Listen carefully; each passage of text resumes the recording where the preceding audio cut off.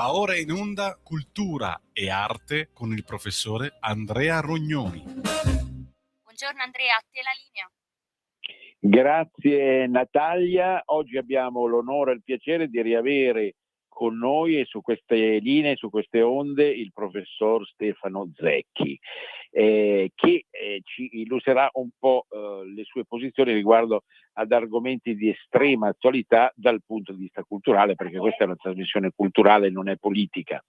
Prima di entrare in medias res, però ricordo, siccome in questa trasmissione si parla ogni tanto anche di teatro, come palcoscenico di natura e di sfondo popolare, anche se sappiamo attualmente un po' in crisi, volevo ricordare che sono passati 100 anni dalla nascita di Enzo Garinei, che nasceva appunto il 4 maggio del 1926. È stato un attore interessante, importante, che ha svolto un ruolo abbastanza da caratterista in alcune pièce teatrali, che in alcuni film. Lo ricordiamo tra l'altro Enzo Garinei, poi arriveremo anche al fratello un secondo, ma Enzo Garinei è stato protagonista al cinema per esempio con Il ragazzo di campagna, era l'immobiliarista che tentava insomma di piazzare il suo appartamento loculo al povero Renato Pozzetto, e poi tantissime altre interpretazioni, e tra l'altro è stato doppiatore, Enzo Garinei, doppiatore di Staglio per un certo periodo. Il fratello, che va ricordato anche lui perché fra qualche giorno ricorre il 20° della morte, ed è Pietro, è stato l'autore di tantissime commedie, spesso e volentieri a sfondo romano, di collocazione romana perché i due fratelli erano romani, come Rugantino, ma soprattutto Aggiungi un posto a tavola, che nell'interpretazione di Gianni Dorelli è stato forse una delle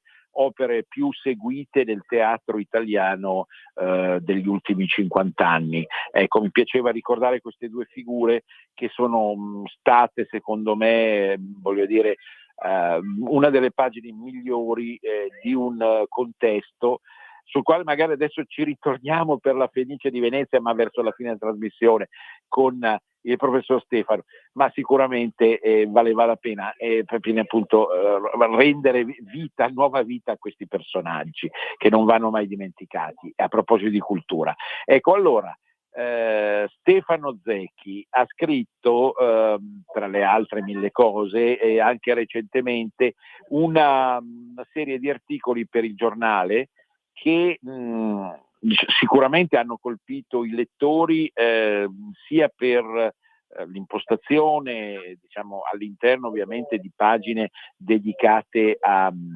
tematiche di legame, di liaison fra la cultura e la tematica anche politica.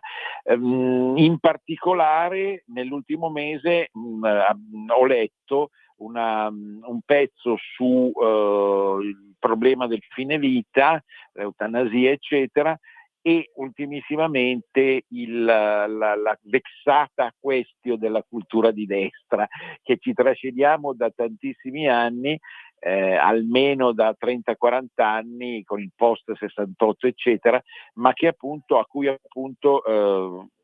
il nostro Stefano dà una interpretazione che vale la pena appunto di risentire. Da dove vogliamo iniziare, professore Stefano Zecchi?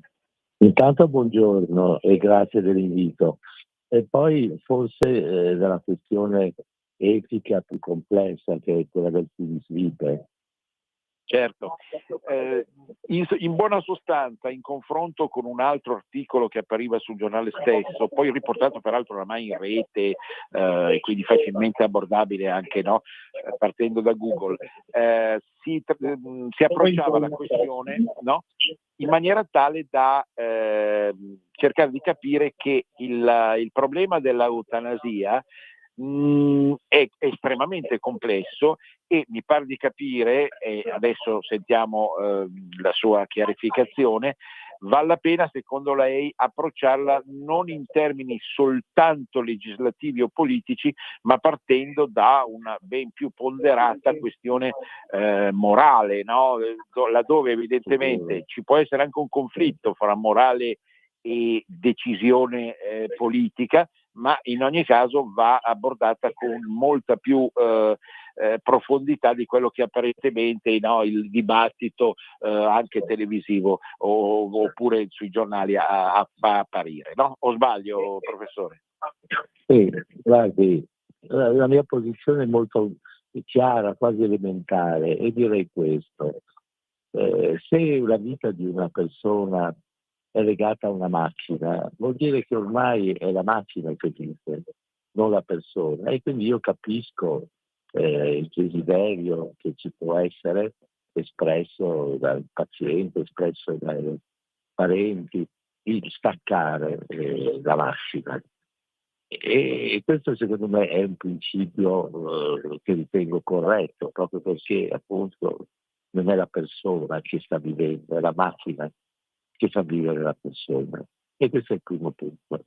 Il secondo punto, che riguarda però in particolare proprio l'argomento che avevo trattato, dice questo, che questa signora, certo, molto addolorata per le vicende partite, per le vicende che ha trascorso, decide in sanità di corpo, di mente, di porsi nella sua vita. Ecco, qui adesso io non sono più d'accordo, perché certo può aver patito dolori immensi, ma la vita, le nostre vite sono anche i nostri amori, cioè della moglie, del figlio, non siamo proprietari della vita. E quindi in questo caso, certo, noi la gestiamo, ma la vita è qualcosa che appartiene affettivamente, eticamente, anche agli altri, e soprattutto a quegli altri che rappresentano la nostra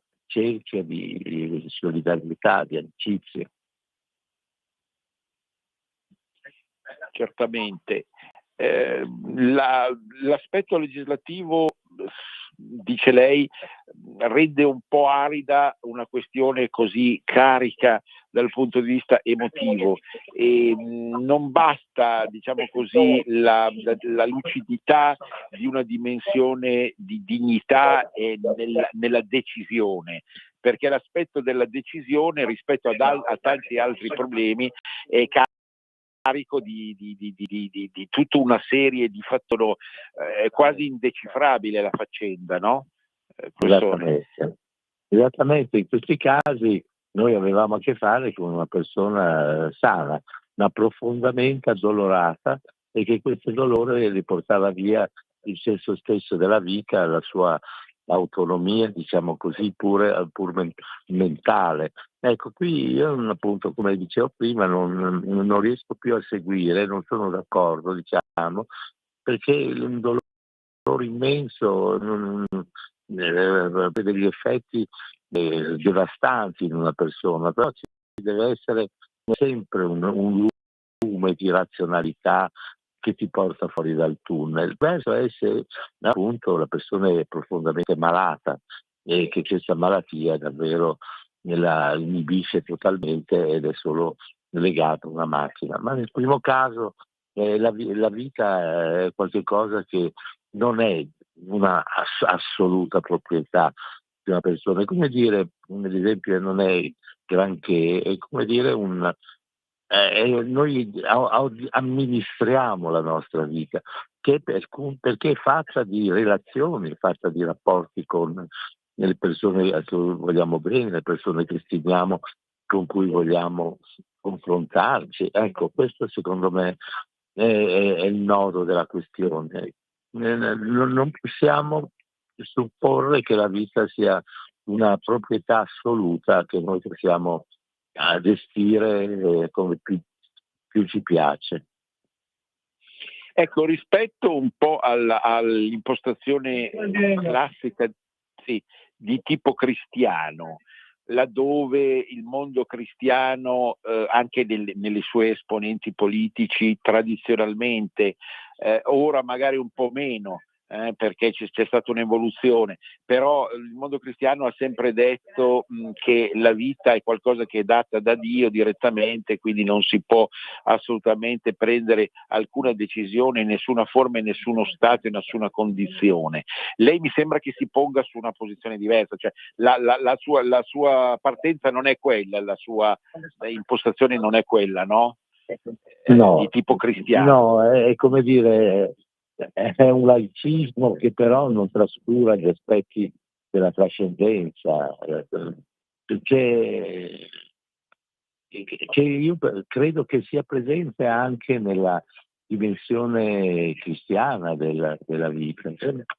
Perché si deve supporre che il cristiano ammetta che la vita di una persona è tale anche quando è una macchina che la sta facendo andare avanti?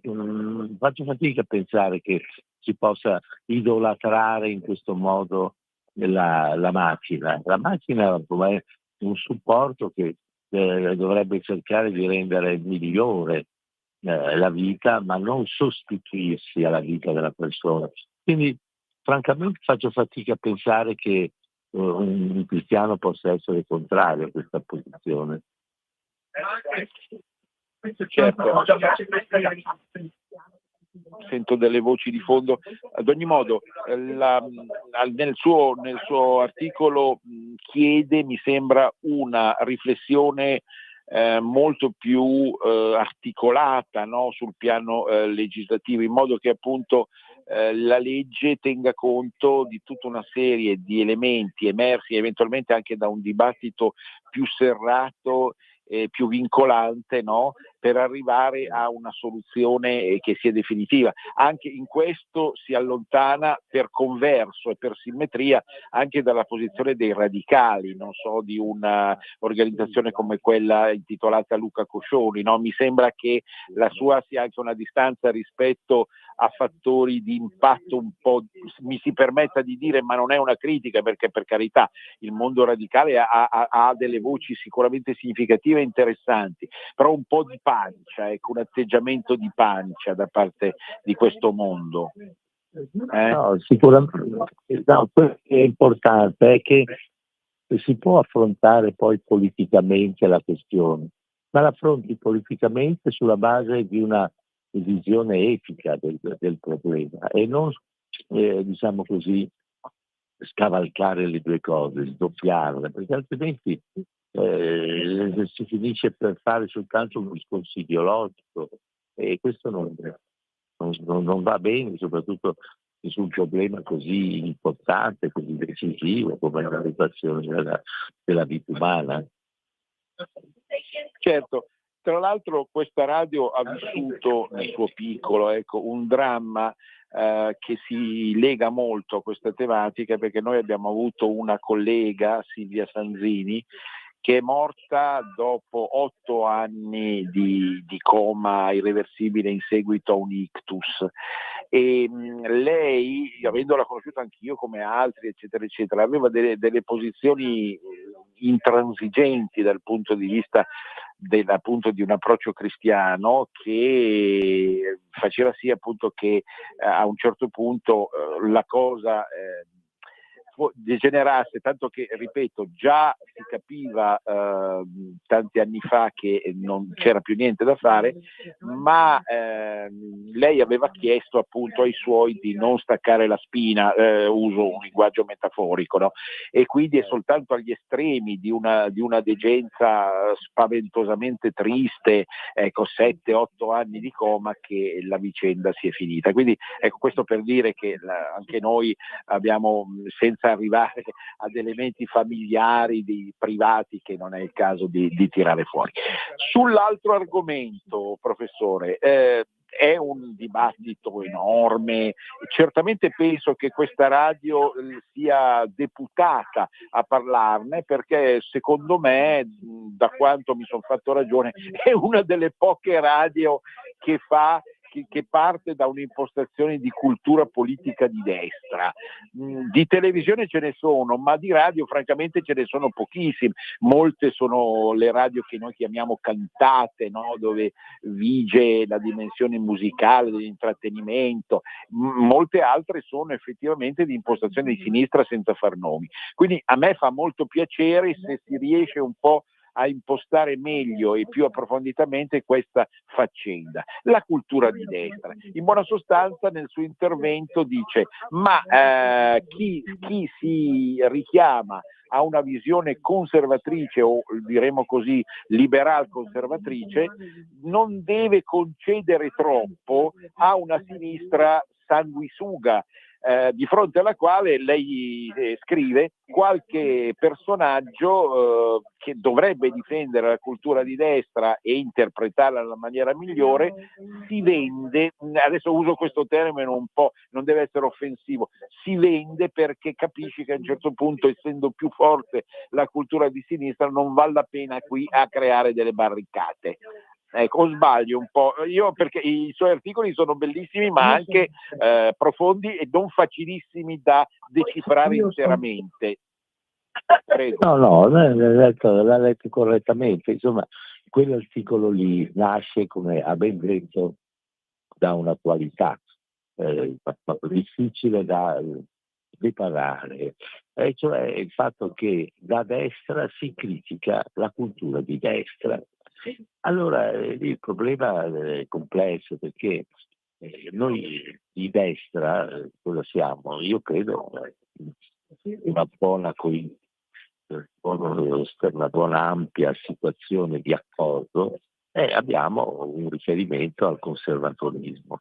Ma la prima osservazione è questa: che conservatorismo? Allora io ho citato Edmund Burke e il suo libro sulla rivoluzione francese e la contrapposizione che Burke fa tra la rivoluzione francese e la gloriosa rivoluzione inglese del 1688. E dunque il conservatore non è quello che si siede sulla poltrona e guarda passare la storia e il mondo, ma agisce. E la vera differenza tra i conservatori e i non conservatori, che vengono pure progressisti, è che il conservatore non butta per aria tradizioni, identità, storie vissute come fanno i rivoluzionari francesi, ma cerca l'accambiamento in una trasformazione che in fondo conservi delle basi tradizionali, identitarie, eccetera. Questo è il primo punto. Il secondo punto è questo: il riferimento che noi abbiamo come italiani alla nostra storia ci porta immancabilmente verso una posizione diversa dal conservatorismo, perché siamo figli del risorgimento, siamo figli dell'antifascismo, quindi diciamo così abbiamo una posizione che, se manteniamo lo schema di Edmund Burke, è molto più vicina a quella della rivoluzione francese che a quella della rivoluzione inglese. Quindi a conti fatti il conservatore italiano è sempre in qualche modo spiazzato, è sempre in qualche modo demonizzato e se la deve vedere non solo con quella sinistra, ma anche con i suoi, chiamiamoli, vicini approssimativamente, comunque i suoi vicini conservatori, perché qui ognuno gestisce, come dire, il suo spazio centrale, e cercando anche una legittimazione, appunto come prima lei, una legittimazione esterna che può venire appunto dalla sinistra e che finisce per dire che questo è meglio di quello, che più apprezzabile è questo, che più rispetto a questo. Ecco, e questo è un giochino che porta al massacro, perché ovviamente la sinistra ha in questo caso una grande capacità di amministrazione del suo potere, e quindi chi finisce poi gambe all'aria è il conservatore. Ecco, la ricchezza, secondo me, davvero straordinaria della cultura di destra sta proprio anche nella diversificazione, nelle sfumature. È vero appunto che risente di quella di quella versione un po' italiana della tradizione culturale che ho appena detto, però è anche vero che si articola in diverse posizioni. C'è una posizione liberale diremo più spinta, liberale libertaria, che rimane comunque di destra, una posizione più conservatrice classica, una posizione federalista, che è tipica per esempio del leghismo o di quello che è la cultura leghista, anche se non è molto amata e capita, ma insomma ha cercato di fare. Penso che queste e poi ovviamente abbiamo una posizione nazionalista e insomma che forza il discorso secondo un recupero insomma di una visione un po' diciamo anche naturalmente una minoranza che a me non piace, razzista. Questo mondo così articolato è davvero così difficile da ricomporre, oppure tutto va fatto risalire al problema che ha appena detto? Cioè, rispetto alla sinistra, lei trova che la cultura di destra è qualcosa che ha eccessiva diversità interna rispetto a quella di sinistra, oppure no? Oppure anche a sinistra esistono dei problemi simili? Ma no, perché se noi andiamo a vedere come è composto l'arcipelago della cosiddetta, poi tra l'altro, cultura di sinistra, ma insomma, io mi chiedo che cosa c'ha Conte con Renzi dal punto di vista culturale, adesso lascio stare la politica, oppure con quelli di Alleanza di Sinistra.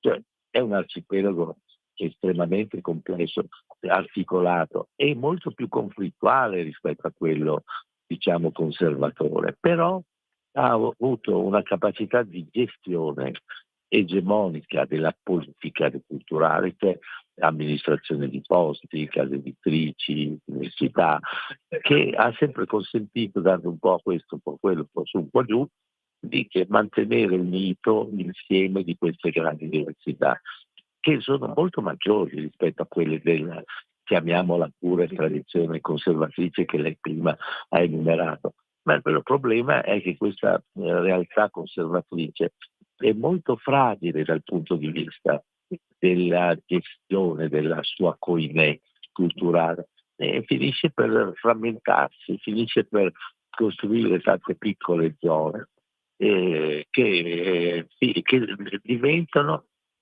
punti di forza di chi le coltiva e alla ricerca magari di un apprezzamento a sinistra e quindi infischiandosene di cercare una realtà che tutto possa contenere, mantenere e difendersi da tanti attacchi che arrivano da sinistra, perché per concludere il conservatore è una figura demonizzata nella nostra società.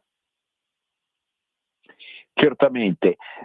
Ho assistito, io quest'anno vado su cifra tonda 70, ce n'ho 10 meno di lei, ma insomma non sono più un ragazzino, come si suol dire. Ho visto nella mia vita alcuni sorpassi, chiamiamoli così, abbastanza da deprecare secondo me, del tipo ci sono dei personaggi, degli autori, dei filosofi o dei letterati che la destra ha sempre insomma onorato, capito, approfondito. Improvvisamente emerge un docente, uno scrittore, un giornalista a sfondo culturale che valorizza un determinato autore, che automaticamente, come per un miracolo, diventa accettabile agli occhi della sinistra. Guardi, le cito subito Nietzsche, perché secondo me Nietzsche, anche attraverso la rielaborazione di alcuni docenti anche dell'Università Statale di Milano, eccetera, eccetera, ha improvvisamente ripreso vita tra gli anni 70 e 80, secondo una versione che non era più quella tipica della cultura conservatrice. Ecco, questo ha fatto male a chi onestamente e sinceramente ha ritenuto che un certo autore, per esempio come Nietzsche, appartenesse, io non sono un nicciano, ecco, però dico che quelli che hanno creduto in una cultura che partisse dai libri di Nietzsche, siamo rimasti sgomenti, ma non è l'unico esempio, no? Non trova questa caratteristica tutta italiana di rubare e far passare come buono agli occhi di chi prima la considerava negativo?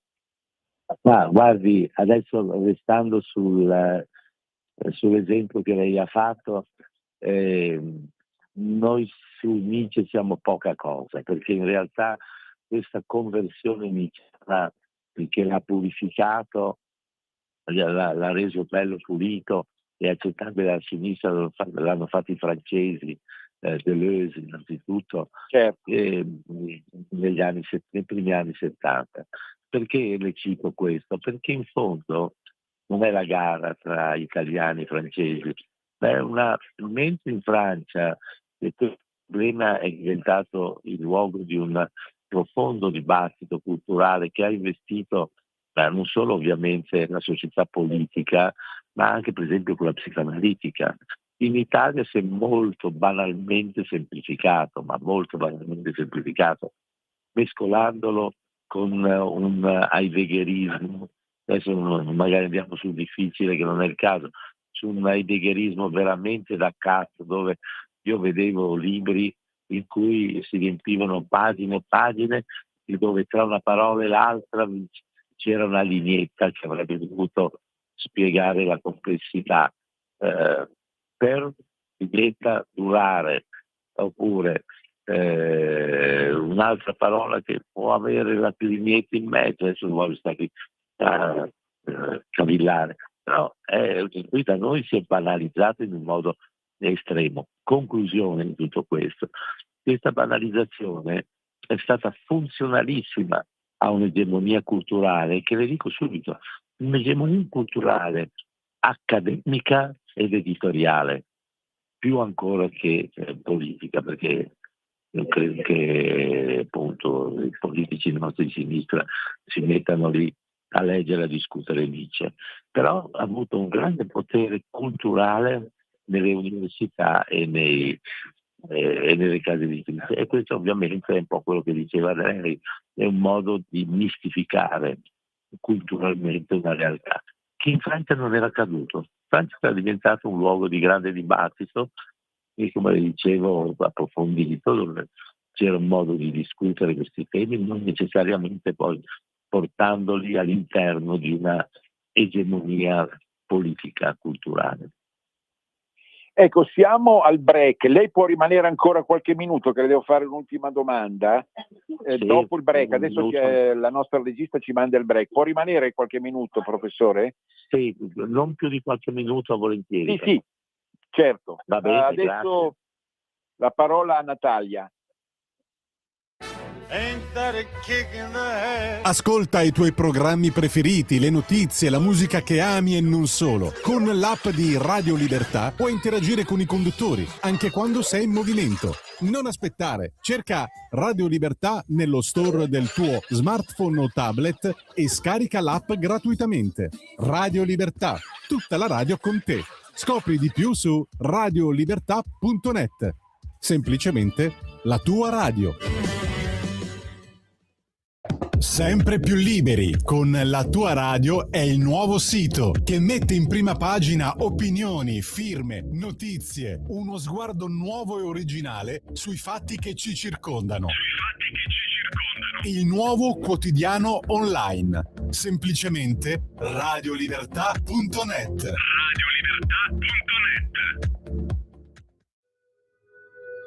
Radio Libertà. In un mondo in cui i mezzi di informazione vanno verso una sola voce, una radio che di voci vuole averne tante.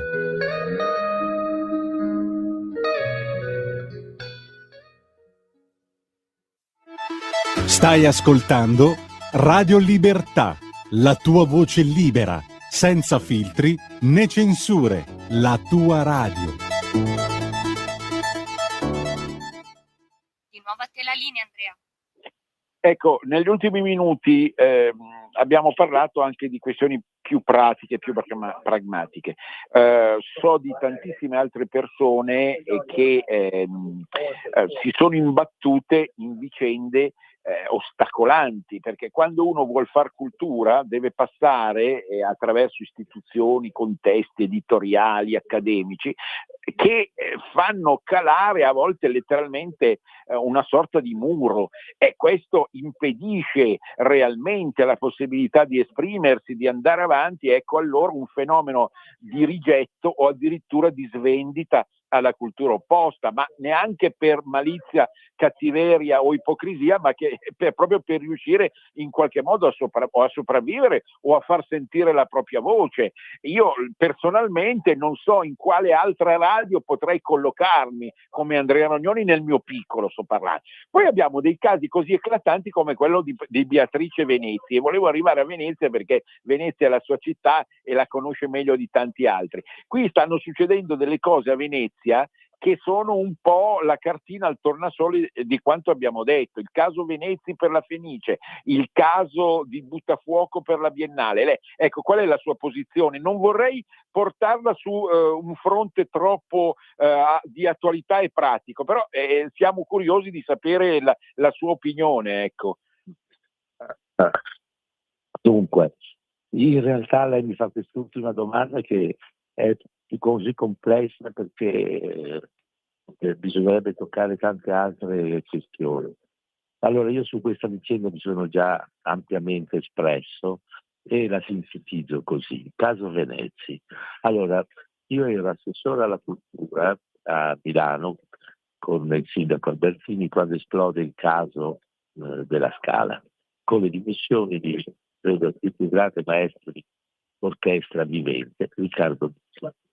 L'insegnamento che io ho ricavato da quella vicenda è che non ci si mette muro contro l'orchestra, si cerca sempre una mediazione, si cerca sempre la possibilità di un contatto, di un controllo, e non di una testa a testa che poi finisce, come si è visto, a spaccare la testa sia ad uno e agli altri, facendo poi una brutta figura.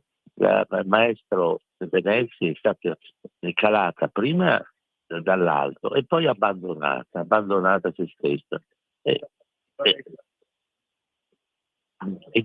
mi sta parlando? O non ho sentito? No, prego. Ecco. Quindi lei è stata poi presa e abbandonata. Anche in questi casi qui è sbagliato. Cioè, l'importante sarebbe stato quello di trovare dei contatti, un punto di accordo, una situazione che riuscisse a trovare delle mediazioni. Certo, questo fa anche parte del mio carattere, ma anche della mia esperienza. E quindi lì si è persa una grande occasione e la città non ha fatto una grande figura.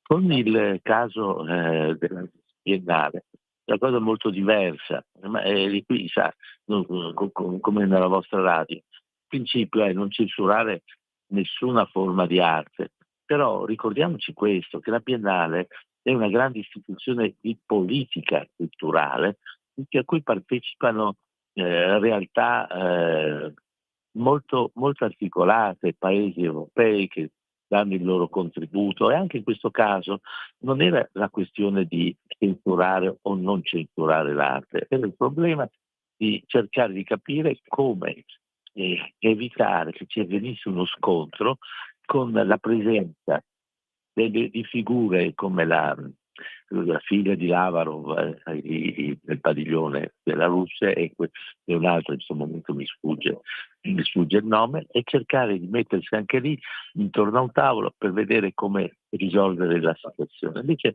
si è andato, non dico volutamente, ma si è lasciata cadere la cosa, e quindi siamo andati praticamente a un testa a testa tra il ministro Giuri e Buttafuoco, che sono due bellissime intelligenze.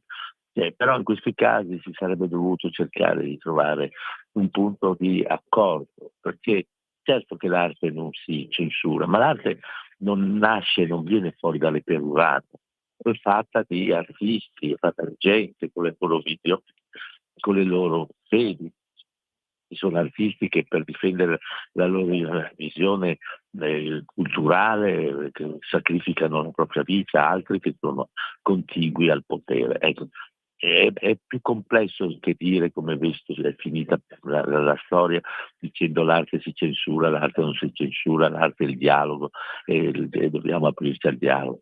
Molte volte l'arte è un campo di battaglia, ecco, guardi, proprio come diceva Nietzsche, l'arte è un campo di battaglia dove ci sono vincitori e i vinti fanno sempre purtroppo molto fatica a sopravvivere. Grazie infinite, ci avverta quando sta uscendo qualcosa di dal punto di vista bibliografico, oltre che giornalistico, la seguiamo su tutti i fronti, però ecco, ci avverta lei quando sta uscendo un libro di cui parlare subito in maniera pronta. Volentieri. Grazie. Molto volentieri. Grazie infinite, a risentirci. Grazie. Arrivederci. Ecco, noi andiamo avanti con la trasmissione. Prima abbiamo celebrato un po' i due cari romani, insomma, Radio Libertà diciamo non mostra muso a nessuno, cioè voglio dire, i romani sono delle menti fervide come tutti i compartecipanti dell'italofonia, e i Garinei vanno ricordati perché sicuramente a teatro erano dei veri e propri mostri, nel senso che sapevano sia dal punto di vista dell'impostazione della voce e del tono, ma anche della mente, come congegnare certe commedie che sono state sicuramente dei fiori meravigliosi. Volevo parlare di un'altra figura che appunto vie più col passare del tempo, ecco, a proposito di quanto si diceva poco fa con il professore Zecchi, ha cercato di smarcarsi e di, secondo me, secondo la mia interpretazione, impostare un discorso all'interno del mondo dello spettacolo e della canzone un po' più di cultura di destra. Ne abbiamo già parlato, mi piace ritornarci perché secondo me noi ci troviamo di fronte ad una interprete della canzone italiana che può effettivamente assumere la veste della nuova Mina. Oibò, della nuova Mina, non che la Mina sia vecchia, sia chiaro, non vuole essere un'offesa. Mina rimane Mina, anche se, come ho detto 1000 volte, sono tante le voci straordinarie della musica pop e della musica leggera a sfondo italofonico, ma certamente Mina rimane Mina, lo sanno tutti, no? E quindi anche magari dopo il passaggio a miglior vita di altri personaggi che abbiamo avuto. No, parlo di Laura Pausini perché Laura Pausini sta dimostrando attraverso successi internazionali che forse nemmeno Mina riuscì ad avere in tutto il mondo, e interpretazioni sia di canzoni scritte per lei ma anche di canzoni di altri reinterpretate un po' proprio come faceva Mina, perché Mina, non dimentichiamo, è stata una cantante che ha portato alla ribalta anche canzoni scritte e interpretate da altri. Ecco, se non dimentichiamolo, questo fatto non è una diminutio cordis, ma sicuramente bisogna essere, volendo leggere la storia della canzone italiana nella maniera corretta.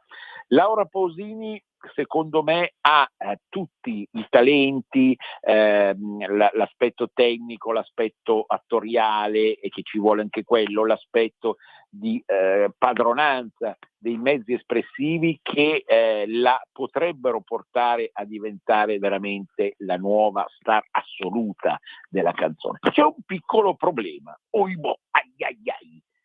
non è di sinistra. Dolore. Vedete come vanno le cose? Vedete come si fa presto a semplificare tutto il discorso che abbiamo fatto col professor Zecchi? Perché io considero la musica comunque cultura. Io ho una visione della cultura che forse neanche quelli di sinistra ce li hanno, va bene? A 360.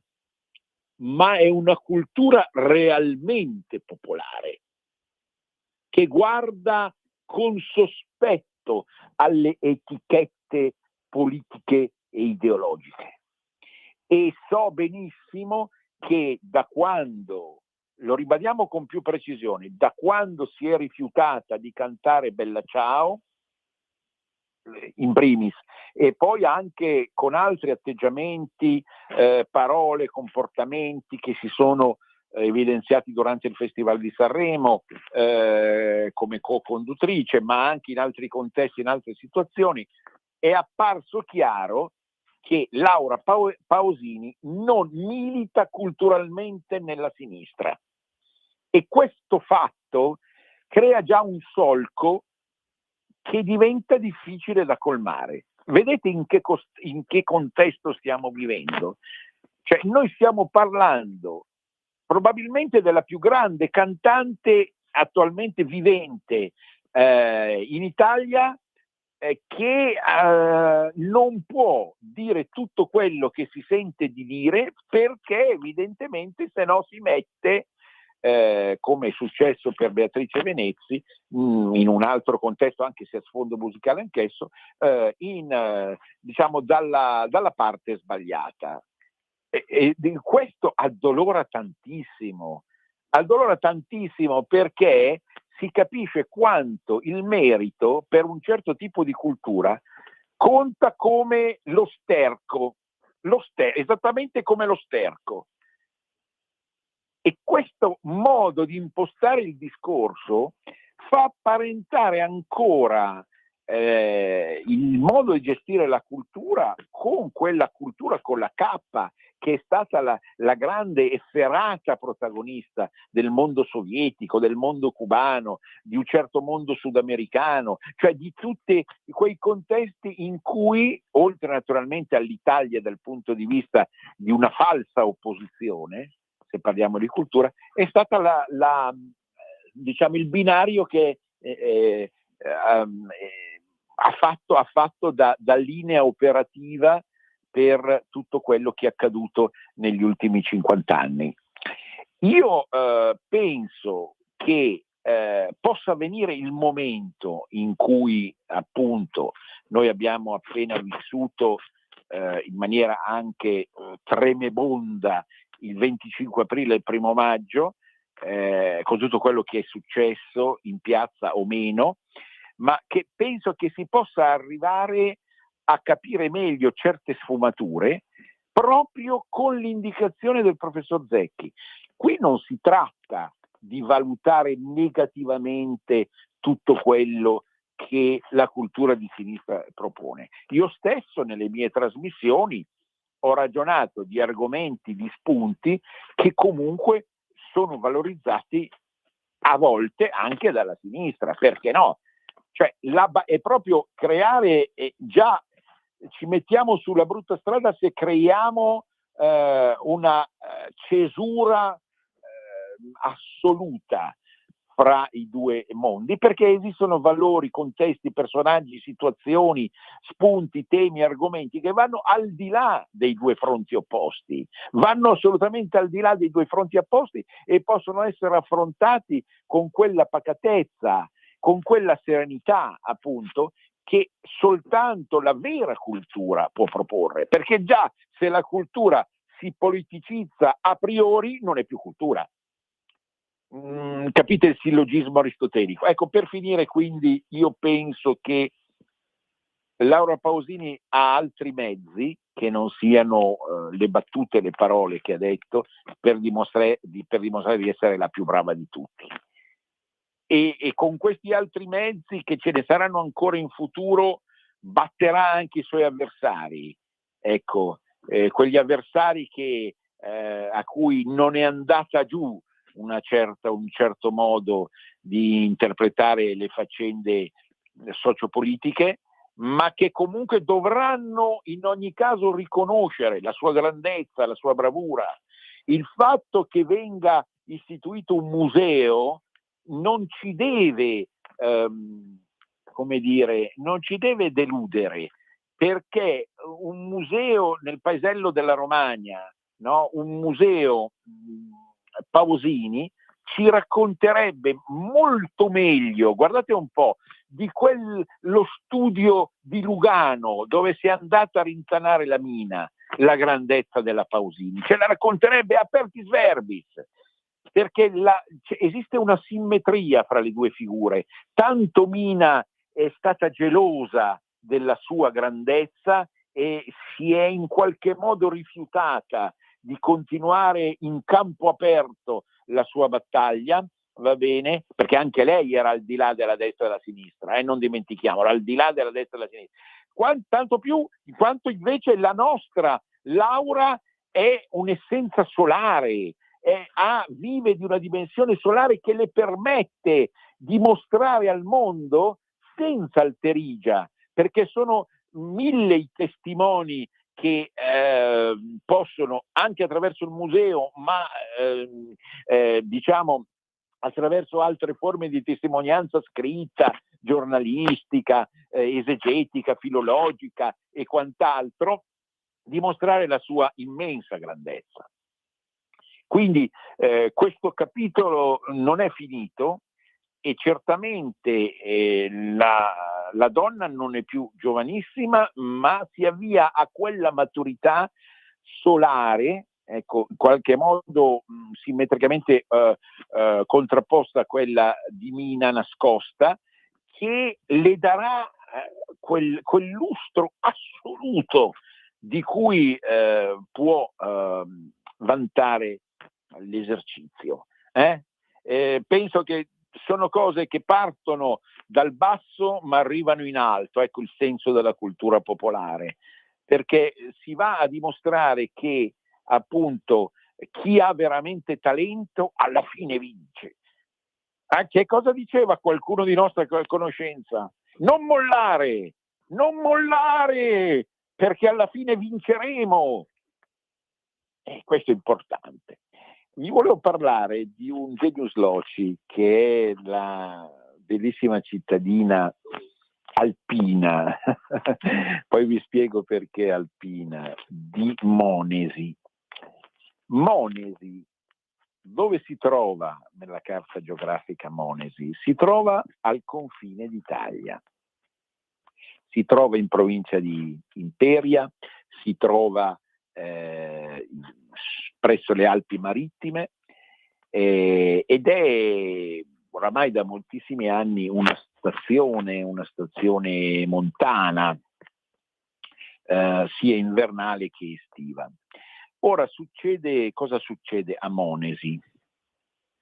Raggiungibile attraverso una strada che a un certo punto diventa tortuosa, che parte da Imperia, si può per la verità partire anche da Albenga. Ai milanesi consiglio di fare l'autostrada dei Fiori, la direzione Ventimiglia, e a un certo punto uscire ad Albenga e percorrere, passando da Pieve di Teco, una strada che vie più si fa più tortuosa e porta effettivamente a Monesi. Ricordo anche Monesi essere stata, prima di darvi la notizia di attualità, che è la cosa più importante, vi crea un po' di suspense, è stata la meta di una tappa tra le più belle del Giro d'Italia. E anche qui, perché mi dovrei vergognare? Io amo il ciclismo, perché dovrei tacerlo? E sta per partire un Giro d'Italia, piccola così digressione, sta per partire un Giro d'Italia dalla Bulgaria e come oramai si fa di moda, anche il Tour de France parte da luoghi esotici e quindi l'anno scorso dall'Albania, quest'anno dalla Bulgaria, ma un Giro d'Italia che poi finisce a Roma. Ma il Giro d'Italia una volta finiva a Milano. Qui la voce del federalista non può essere taciuta, questa è Radio Libertà, perché dobbiamo tacere? Cosa c'entra Roma col Giro d'Italia? Il Giro d'Italia è Milano. E no, da qualche anno gli organizzatori hanno spostato il traguardo a Roma. Ma Roma, città bellissima, eterna, non si discute, però la quintessenza sportiva, culturale, oserei dire, no? Di cultura popolare, è Milano per il Giro d'Italia. E chiudo. Monesi fu la tappa più bella del Giro del 66, sono passati 60 anni, ecco perché la ricordo nelle ricorrenze che mi sono sempre care. Chi vinse la tappa Imperia-Monesi? Ecco, non lunghissima, ma degna di un affanno sublime fra gli scalatori. Fu la puntata degli scalatori e la vinse forse il più grande scalatore spagnolo di tutti i tempi assieme a Bahamontes. La vinse Julio Jiménez. Strepitosa quella vittoria di Julio Jiménez, che staccò tutti con una progressione straordinaria negli ultimi chilometri che portavano ai 1000 rotti metri di Monesi, e fu un'impresa eccezionale. Secondo arrivò Motta dopo diversi minuti e terzo Gimondi. Dite poco, i più grandi campioni italiani degli anni 60, 70 e 80 quasi. 80 erano già allenatori, ma sicuramente grandi lo stesso. Tra l'altro lombardissimi, lo dico non per faziosità ma per una sorta di amicizia di territorio. Motta l'ho conosciuto personalmente, Gimondi ho visto la sua maglia in un museo, ma è come se fosse stato vivo e lo ricordo perché purtroppo è passato a miglior vita. Ma Monesi adesso diventa da prima pagina ligure. Perché? Perché si è deciso di demolire praticamente l'albergo più importante di Monesi. L'albergo più importante di Monesi, sapete come si chiama? Albergo Redentore. Ma perché si chiama Redentore? Cosa c'entra Redentore con una realtà turistica di montagna?